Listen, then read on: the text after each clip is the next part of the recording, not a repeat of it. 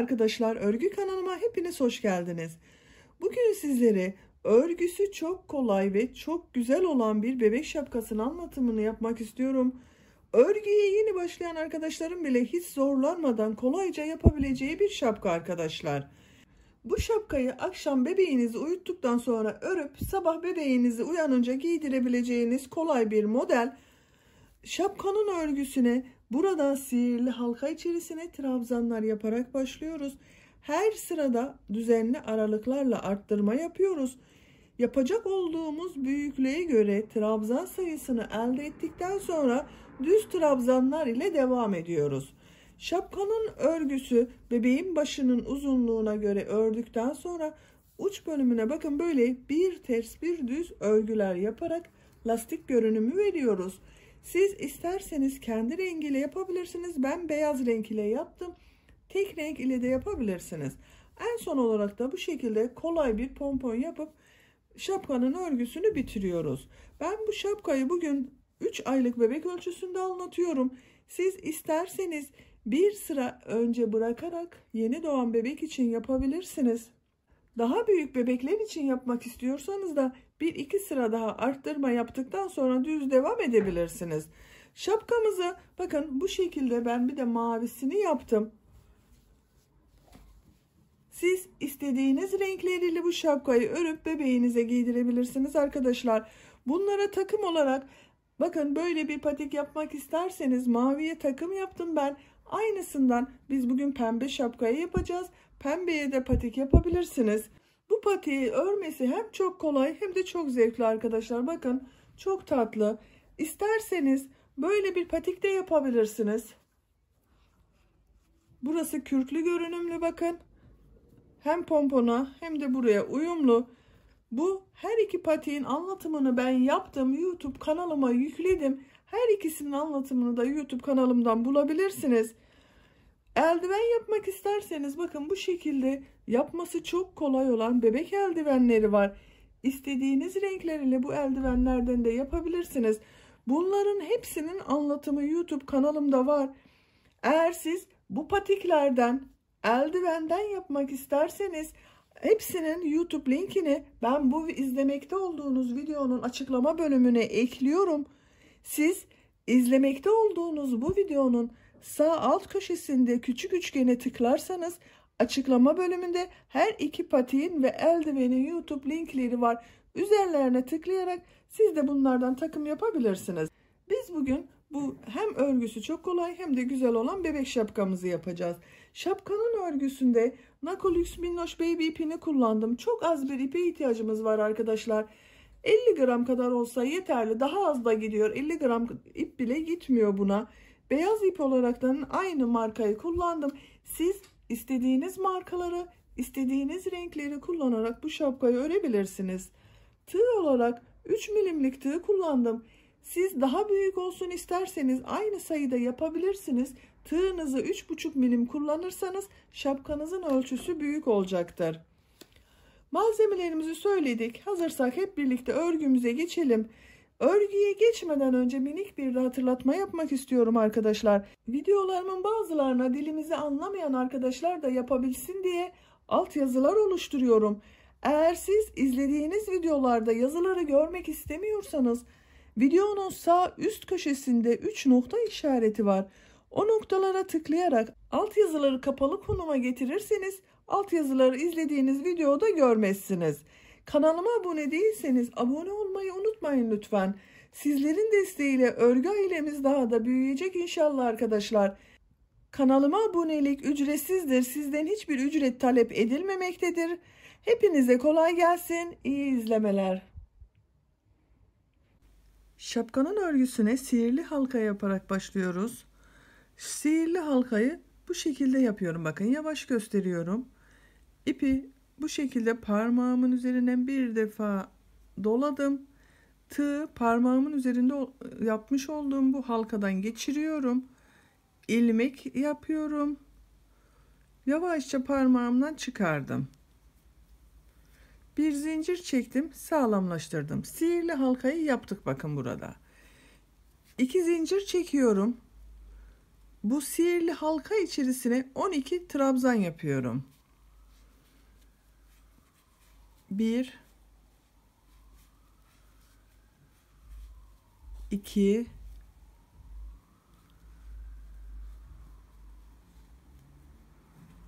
3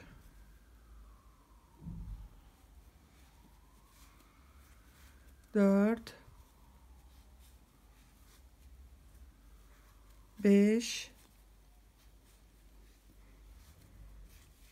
6 7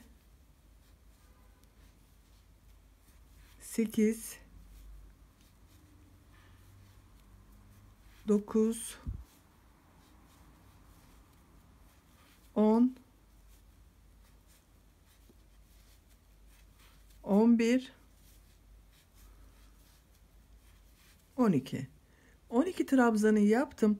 Yavaşça bakın bu ipin ucunu çekiyorum. Çektiğimiz zaman bakın orta noktayı kapadık. Hiç boşluk görünmüyor. Bu ilk yaptığım ilmek ile son ilmeği birleştiriyorum burada. İlk ilmek üzerine tığ takıyorum. İp doluyorum, çektim. Tığın üzerindeki ilmekten de çektim. Bakın sıranın sonunu birleştirmiş olduk. Tek sıra haline dönüştürdük. Birinci sırayı yaptık. Birinci sırada 12 trabzan yaptık. İkinci sıradayım. İkinci sırada her ilmek üzerine 2 trabzan yapacağız. 2 zincir yapıyorum. Bu ilk ilmek üzerine 2 trabzan yapıyorum. 1 aynı ilmek içerisine bir trabzan daha yapıyorum. Bakın 2 trabzanı yaptım. Takip eden ilmeği 2 trabzan yapıyorum.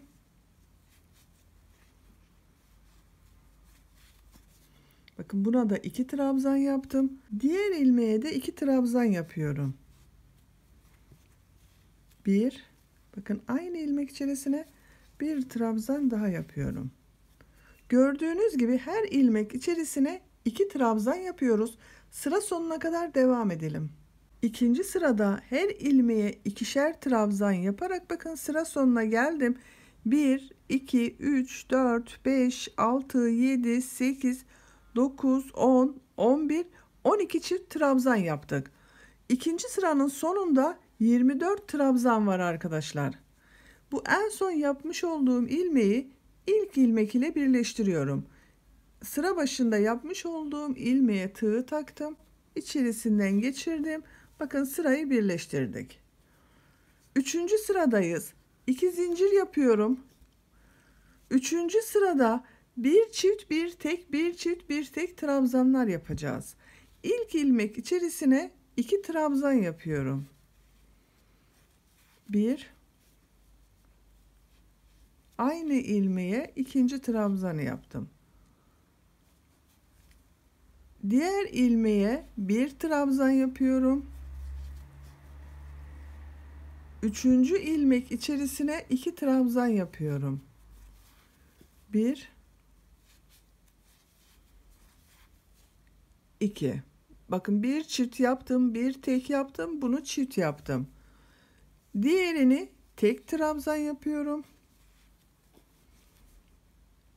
Diğer ilmeği çift trabzan yapıyorum.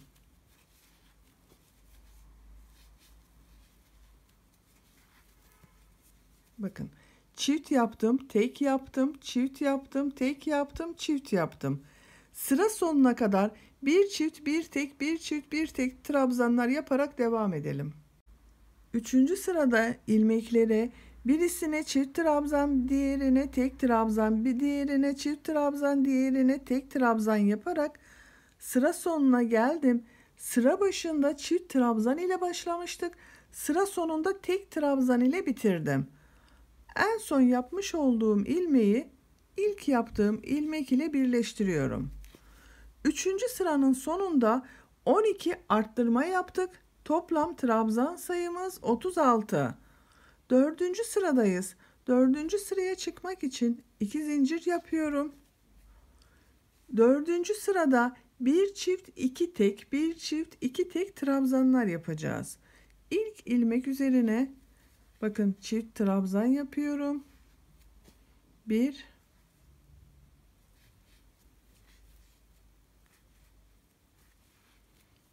2 çift trabzan yaptım. Takip eden 2 ilmek üzerine tek trabzan yapıyorum. Bir trabzan yaptım. Diğer ilmeğe de bir trabzan yapıyorum. Çift yaptım. 2 tane tek trabzan yaptım. Bu ilmeğe 2 trabzan yapıyorum. 1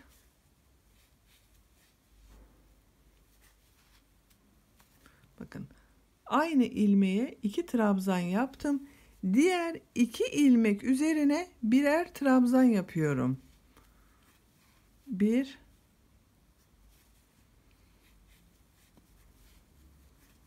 1 bakın bunları bir yaptım. Diğer ilmeği 2 trabzan yapıyorum. 1 2 bu sırada bir çift yapıyoruz. 2 ilmeğe tek trabzan yapıyorum. Diğer ilmeğe çift trabzan yapıyorum. 2 ilmeğe tek trabzan yapıyorum. Bu şekilde devam ederek sıra sonuna kadar yapalım. Dördüncü sırada ilmeklere bir çift trabzan, 2 tek trabzan, bir çift trabzan, 2 tek trabzan yaparak sıra sonuna kadar geldim. Sıra başında çift trabzan yapmıştık. Sıra sonunda 2 tek trabzan oldu. En son yapmış olduğum ilmeği ilk yaptığım ilmek ile birleştiriyorum. Bakın dördüncü sırayı birleştirdik. Dördüncü sırada yine 12 trabzan arttırması oldu. Toplam trabzan sayımız 48. 5. sıradayım. 5. sıraya çıkmak için 2 zincir yapıyorum. 5. sırada bir çift 3 tek, bir çift 3 tek trabzanlar yapacağız. İlk ilmek içerisine çift trabzan yapıyorum. 1 aynı ilmek içerisine ikinci trabzanı yapıyorum. 2 trabzanı yaptım. Diğer 3 ilmeğe tek trabzan yapıyorum. 1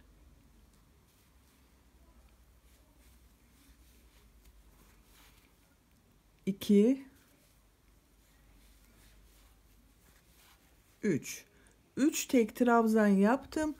Dördüncü trabzanı çift yapıyorum. Bakın bu ilmeğe 2 trabzan yapıyorum. 1 aynı ilmek içerisine ikinci trabzanı yapıyorum. Bir çift yaptık, 3 tek yaptık, bir çift yaptık. Diğer 3 ilmeğe tek trabzan yapıyorum. 1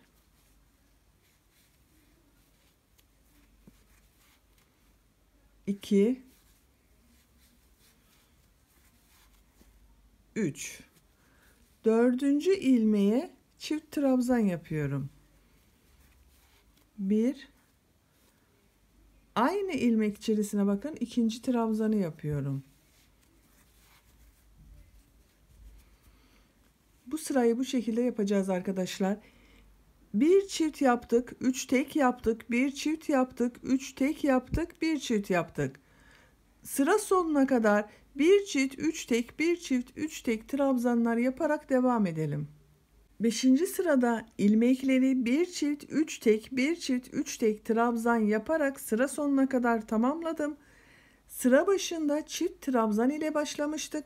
Sıra sonunda 1, 2, 3 tek trabzan ile bitti. En son yapmış olduğum ilmeği ilk yaptığım ilmek ile birleştiriyorum. Bakın sırayı birleştirdik. 5. sırada yine 12 trabzan arttırması yaptık. Toplam trabzan sayımız 60. Siz bu şapkayı yeni doğan bebek için yapıyorsanız arttırma sırası buradan itibaren yeterli. Artık örgüye düz devam edebilirsiniz. Arttırmayı burada bırakabilirsiniz. Yeni doğan bebek ölçüsü için 60 trabzan yeterli olacaktır. 6. sırayı yapıyorum. 6. sırada tekrar arttırmalar yapıyorum. 2 zincir yapıyorum. 6. sırada 4 tek 1 çift, 4 tek 1 çift trabzanlar yapacağız.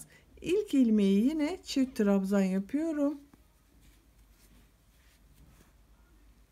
Aynı ilmek içerisine ikinci trabzanı yapıyorum. Çift yaptım. 4 tek trabzan yapacağız. Bakın ilk ilmeğe tek trabzan yaptım. İkinci ilmeğe tek trabzan yapıyorum. Üçüncü ilmeğe tek trabzan yapıyorum. Dördüncü ilmeği tek trabzan yapıyorum. Beşinci ilmeği çift trabzan yapıyorum. Bakın aynı ilmek içerisine bir trabzan daha yapıyorum. İlk ilmeğe çift trabzan yaptık. 1, 2, 3, 4 ilmeğe tek trabzan yaptık. 5. ilmeği çift trabzan yaptık. 4 ilmeği tek trabzan yapıyorum.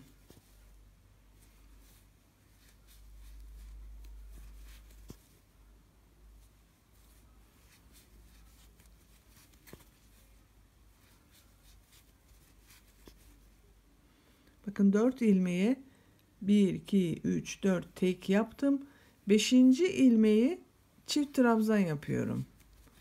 2 trabzan yapıyoruz buraya. 1, 2. Gördüğünüz gibi bu sırada da yine arttırmalar yapıyoruz. 4 tek 1 çift, 4 tek 1 çift trabzanlar yaparak sıra sonuna kadar devam edelim. Şapkanın 6. sırasında 1 çift 4 tek 1 çift 4 tek trabzanlar yaparak sıra sonuna geldim. Sıra başında bakın çift trabzan ile başlamıştık. Sıra sonunda 1 2 3 4 tek trabzan ile bitirdik. En son yapmış olduğum bu ilmeği ilk yaptığım ilmek ile birleştiriyorum. Bakın sıra birleşti, tek sıra haline dönüştü. 6. sırada yine 12 trabzan arttırması yaptık. Toplam trabzan sayısı 72 bu sırada. Ben bugün bu şapkayı 3 aylık bir bebek için yapıyorum. Bu 72 trabzan benim yapacağım ölçüde bir bebeğin baş çevresi için yeterli. Kaç santim olduğunu ölçüyorum bakın. 11 santim çapı var bakın. Benim yapacağım ölçü için yeterli. Sizin eliniz sıkıysa veya tığınız ince ise bir sıra daha arttırma sırası yapabilirsiniz bu büyüklüğü elde edebilmek için. Benim yapacağım 3 aylık bir bebek için bu yeterli. Siz bu şapkayı 6 aylık bir bebek için yapacaksanız bir sıra daha trabzan arttırması yapmanız iyi olacaktır. Şimdiki yapacak olduğunuz 7. sırada da 1 çift 5 tek 1 çift 5 tek trabzan yaparak yine 12 trabzan arttırması yapıyoruz ve trabzan sayısı 84 oluyor. 12 aylık bir bebek için yapacaksanız da 8. sırayı yaparak yine trabzan arttırması yapabilirsiniz. 8. sırada da 1 çift 6 tek 1 çift 6 tek yaparak toplam trabzan sayısı 96 elde edebilirsiniz. Böylece şapkanın örgüsünü büyüterek istediğiniz büyüklükte şapka yapabilirsiniz. Biz bugün şapkayı 3 aylık bir bebek için yapıyoruz. 72 trabzan da benim için yeterli arkadaşlar. 7. sırayı düz trabzan olarak yapıyorum. 2 zincir yapıyorum. İlk ilmek içerisine bir trabzan yapıyorum. Artık bu sırada arttırma yapmıyorum. Her ilmeğe birer defa trabzan yapıyorum.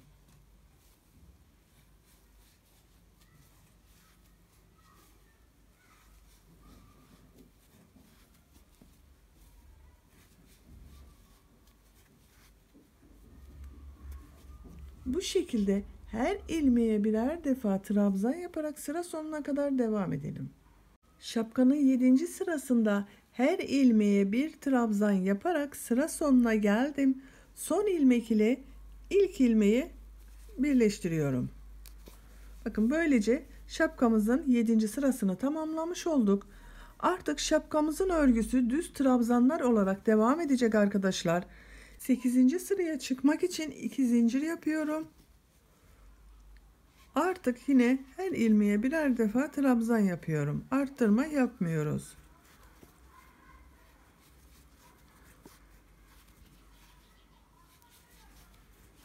Şapkamızın örgüsü de böyle devam edecek arkadaşlar.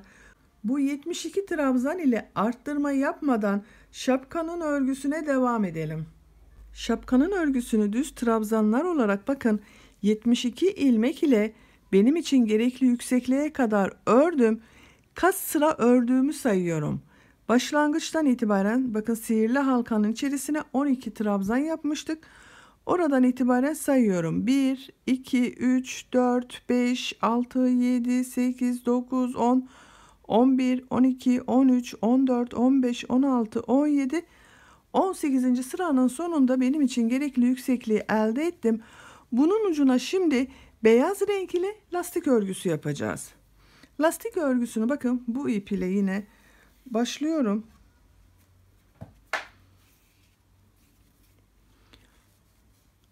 İlmeğimin rengini burada beyaz yapıyorum artık.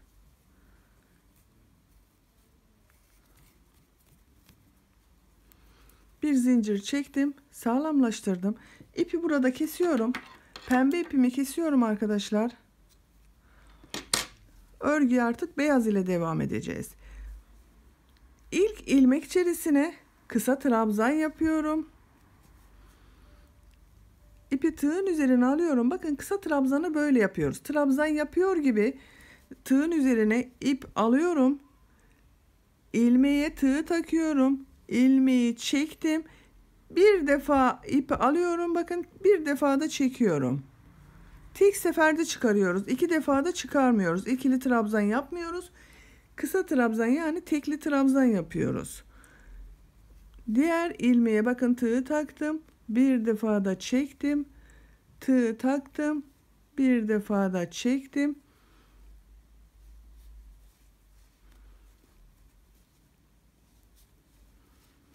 Bu şekilde kısa trabzanlar oluyor.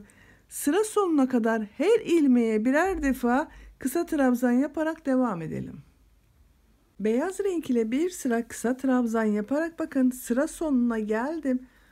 En son ilmek ile ilk ilmeği birleştiriyorum. Bu şekilde bakın birleştirdik. Bir sıra beyaz kısa trabzanlar yaptık. Şimdi bu ikinci sırada bu yapmış olduğumuz kısa trabzanları bir düz bir ters boşluklardan alarak kısa trabzan yapacağız. Bir zincir yapıyorum. İpi tığın üzerine alıyorum. Gördüğüm bu ilk kısa trabzanı tığı boşluğa takıyorum. Bakın tepe noktasına yapmıyorum. Üzerine batmıyorum. Boşluktan alıyorum. Boşluktan alıyorum. Kısa trabzan yapıyorum. Düzden yaptık bunu. Tekrar ipi tığ üzerine alıyorum. İkinci kısa trabzanı ters taraftan, bakın ters taraftan boşluğa taktım. İlmek alıyorum. Kısa trabzan yapıyorum. Üçüncü olanı düz taraftan boşluğa tığ takıyorum. Kısa trabzan yapıyorum. Diğerini ters taraftan tığ boşluğa takıyorum. Kısa trabzan yapıyorum. Düz taraftan boşluğa tığ takıyorum. Kısa trabzan yapıyorum. Ters taraftan boşluğa tığ takıyorum. Kısa trabzan yapıyorum. Böyle bir görüntü oluşuyor. Bakın her iki taraftan da bir düz bir ters görüntü oluşuyor. Düz taraftan boşluktan aldım. Kısa trabzan yaptım. Ters taraftan boşluktan alıp kısa trabzan yapıyorum. Bir alt sırada yapmış olduğumuz bu kısa trabzanları bir düz bir ters boşluklardan alıp kısa trabzan yaparak sıra sonuna kadar devam edelim. İkinci sırada trabzanları bir düz bir ters boşluklardan alıp kısa trabzan yaparak sıra sonuna kadar geldim. En son yapmış olduğum bakın düzde görünen trabzan, bunu İlk başta yapmış olduğum ilmek ile birleştiriyorum. Bakın sırayı birleştirdim. Tek sıra haline dönüştürdük. Görüntü olarak bakın bu şekilde lastik örgüsü elde ettik arkadaşlar. Üçüncü sırada bu yapmış olduğumuz lastik örgüsünü nasıl görüyorsan o şekilde boşluklardan alarak kısa trabzan yapacağız. Bir zincir yapıyorum. İpi tığın üzerine alıyorum. İlk görünen bakın düz görünüyor benden taraftan. Boşluktan alıp kısa trabzan yapıyorum. Diğeri ters tarafta görünüyor. Ters taraftan boşluktan alıp kısa trabzan yapıyorum. Bu düz görünüyor. Bakın düz taraftan boşluktan alıp kısa trabzan yapıyorum. Diğeri ters tarafta görünüyor. Ters taraftan boşluktan alıp kısa trabzan yapıyorum. Nasıl görüyorsam o şekilde kısa trabzanlar yapıyorum. Bakın arkadaşlar. Bu sırada da trabzanları gördüğümüz gibi alarak yapıyoruz. Düz gördüklerimizi düz taraftan boşluktan alarak kısa trabzan yapıyoruz. Ters tarafta gördüklerimizi ters taraftan boşluktan alıp kısa trabzan yapıyoruz. Sıra sonuna kadar devam ediyoruz. Bu sırada trabzanları düz gördüğümü düz taraftan, ters gördüklerimi ters taraftan boşluklardan alıp kısa trabzan yaparak sıra sonuna geldim. En son bakın yine düz tarafta görünen kısa trabzan yaptım. Bunu ilk yaptığım ilmek ile birleştiriyorum. Bir zincir yapıyorum. Ben bir sıra daha bu kısa trabzanlardan yapmak istiyorum. Siz bunu yeterli görebilirsiniz. Burada da bırakabilirsiniz. Yine bu sırada da nasıl görüyorsam öyle boşluklardan alarak kısa trabzanı yapıyorum. Düz gördüğümü düz taraftan yaptım. Ters tarafta gördüğümü ters taraftan boşluktan alıp kısa trabzan yapıyorum. Düz tarafta gördüğümü düz taraftan boşluktan alıp kısa trabzan yapıyorum. Bu sırada nasıl görüyorsan o şekilde boşluklardan alıp kısa trabzan yaparak sıra sonuna kadar devam edelim. Bu sırada yine trabzanları nasıl görüyorsam o şekilde boşluklardan alıp kısa trabzan yaparak bakın sıra sonuna geldim. En son ilmek ile ilk ilmeği birleştiriyorum. İpi burada kesiyorum.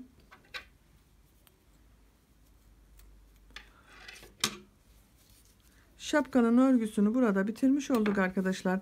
Bakın çok güzel oldu. Çabucak örerek bebeğinize giydirebileceğiniz güzel bir model bakın. Bunu bu şekilde sade olarak kullanabilirsiniz. Bakın bu yapmış olduğumuz lastiği geriye bükerek böyle farklı bir hava verebilirsiniz. Ben bunun bu tepe noktasına pompon yapmak istiyorum. Bakın mavi rengli bir şapka var. Aynı teknikle çalışılmış trabzan örgüsü. Kısa trabzanlarla burayı yaptım. Tepe noktasına da pompon yaptım. Bu pomponun aynısını buraya da yapmak istiyorum. Sizin elinizde pompon aparatları varsa pompon aparatlarıyla istediğiniz büyüklükte bu pomponu yapabilirsiniz. Ben hepinizin evinde pompon aparatı yoktur diye pratik olarak pompon yapılışını göstermek istiyorum. Beyaz ip ile yapıyorum. Siz isterseniz pembe beyaz karışık renkte yapabilirsiniz. Bakın şöyle ipi tutuyorum. Pomponun büyüklüğünü ne kadar yapmak istiyorsanız o kadar şu aralığı ayarlayabilirsiniz. Ben elime dolayarak yapıyorum. Siz herhangi bir başka objeye de dolayarak yapabilirsiniz. Küçük yapmak istiyorsanız parmağınızın bu uç bölümüne dolayabilirsiniz. Daha büyük yapmak istiyorsanız bakın biraz daha ortaya doğru tutabilirsiniz. Böyle pompon yapabilirsiniz. Dolama yapmadan önce biraz pomponu bağlayacağımız kadar ipi de keselim. Hazır olsun. Bakın bu şekilde 2 katlı bir ipi kestim. Hazır burada arkadaşlar. Onu bekletiyorum. Şimdi dolamaya başlıyorum. Bu dolama sayısı tamamen tercihinize, yapacak olduğunuz pomponun yoğunluğunu ne kadar istiyorsanız o kadar dolayabilirsiniz. Ve dolamaya başlıyorum. 2, 3, 4, 5, 6, 7, 8, 9, 10, 11, 12, 13. Ben 80 defa doladım arkadaşlar. Bakın elimden çıkarıyorum. İpin ucunu kesiyorum. Dediğim gibi siz daha çok isterseniz birkaç defa daha dolayabilirsiniz veya daha az sayıda da dolama yapabilirsiniz. Elimden çıkardığım zaman bakın böyle bir ip demeti var. Şimdi bunu tam ortadan bakın şöyle katlıyorum. Tam ortadan kesmiş olduğumuz bu ip ile bağlıyorum. Ortalıyorum ipi.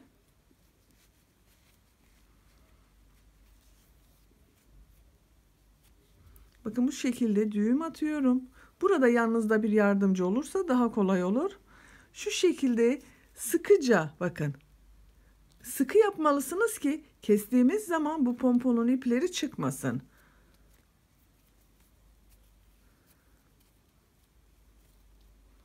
Yanınızda birisi varsa ipin ucunu ona çektirebilirsiniz. Bu parmağınızla tuttuğunuz yeri sıkı tutmanız gerekiyor arkadaşlar. Bakın böylece bağlamış oldum. Şimdi bu ip demetlerini bakın bu her iki taraftan makasla keseceğiz. Kesmek için iplerimiz dökülecek. Onun için böyle bir kap ayarladım ben. Temiz çalışmak istiyorum. Bakın bu bağlamış olduğum ipi kesmeyelim. O altta dursun. Şu katlı olan ipleri şu şekilde bakın. Büyük makas kullanırsanız daha iyi olur. Küçük makaslarla kesmek zor oluyor. Şöyle bakın kestim. Bütün katlı yerleri kesiyorum. Katlı kalmayacak. Arada varsa onları da keselim. Diğer tarafına dönüyorum. Diğer tarafını da aynı şekilde bütün ipleri bakın katlı olanları kesiyorum.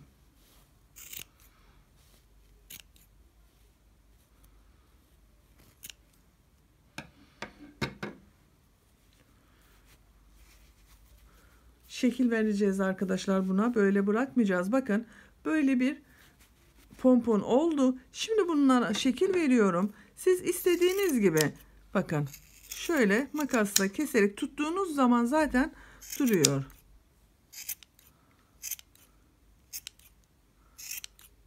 Yanlarını da bu şekilde kesebilirsiniz.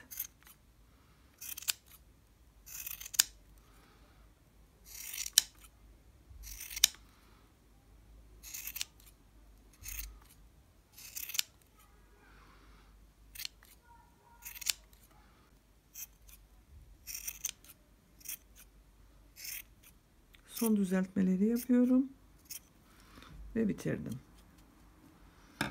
Tabağın içine yaptım. Çok döküldü. Onun için bir tabak kullanırsanız iyi olur arkadaşlar. Daha temiz bir masa üstümüz olur. Bakın pomponumuz hazır. Bunu siz biraz daha küçültebilirsiniz. Makas yardımıyla keserek daha da küçültebilirsiniz. Daha sonra bu yapmış olduğumuz pomponu yapmış olduğumuz bu şapkanın tepe noktasına tutturacağız. Tığı bakın şuradan takıyorum. Trabzan sırasının bir ilmeğine taktım. 2 katlı bağlamıştık. O 2 katlı ipin bakın ikisini aldım. Çektim. Tam karşıdan olacak yere de tekrar tığ takıyorum. Bu sihirli halkayı ortada bırakıyorum bakın. Pomponu yaptığımız zaman daha düzgün görünsün diye. Diğer ucunu da elime alıyorum, çekiyorum. Bakın iç tarafa çektim bunu. Burada bağlıyorum. Bir düğüm daha atıyorum. Sağlam yaptım. İpi artık orada kesebiliriz. Bakın şapkamızın pomponunu da taktık. Güzel oldu.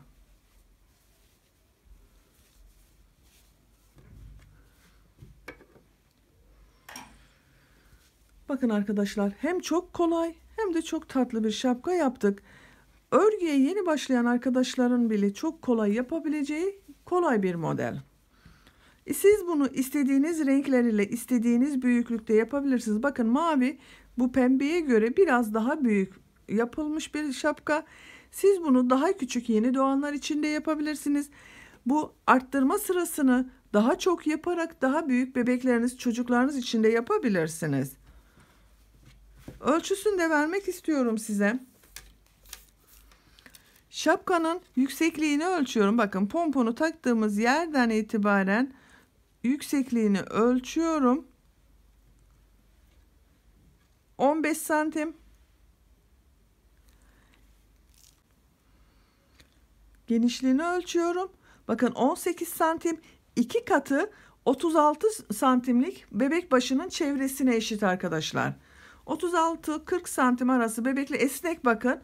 36-40 santim gelen bebeklerin başı için uygun bir şapka yaptık. Böylece bir örgü anlatımımızın da sonuna gelmiş olduk. Beni dinlediğiniz ve izlediğiniz için hepinize çok teşekkür ederim. Kanalıma abone değilseniz abone olmayı unutmayın lütfen. Kanala abonelik ücretsiz arkadaşlar. Sizlerle yeni örgülerde görüşmek üzere. Hoşça kalın, sevgiyle kalın.